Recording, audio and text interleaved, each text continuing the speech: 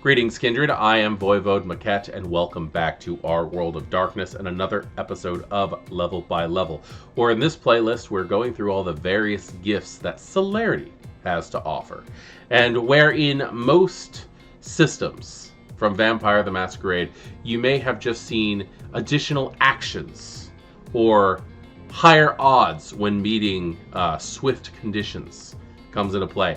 But Celerity in Vampire the Masquerade 5th edition has more to do with not just speed, but the balance of the individual that is in possession of this power. And that brings today's discipline into mind. Cat's Grace, the level 1 Celeritarian power of Vampire the Masquerade. This power is practiced by the Toreador, the Brujah, and various other clans who have the proper predator types. But what does cat-like grace actually give you in gameplay? The vampire gains a balance and grace equal to and surpassing world-class trapeze artists. They can walk and even run across ledges and wires effortlessly, and can keep their balance on the slimmest of supports. So what we're talking about here is extraordinary balance.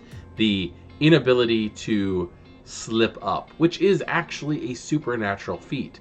I have seen people who are walking along a flat surface who will trip themselves up. This vampire does not do that, to the point where they could run across telephone wires if they were light enough to do so.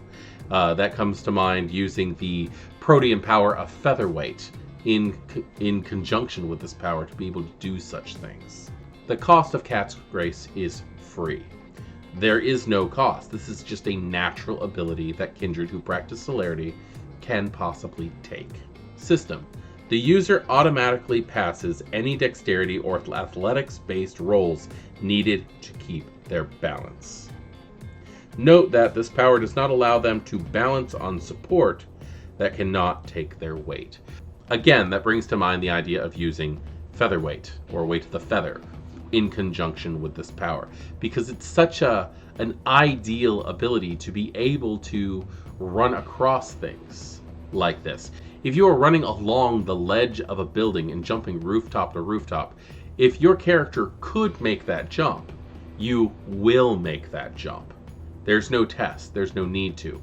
The duration of this power is passive. It is always active.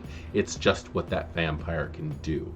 Now, for cinematic purposes, this power has improved our game so much, because there's so much that you can do in this game with things that are just automatically working, so that most tests don't even need to really happen.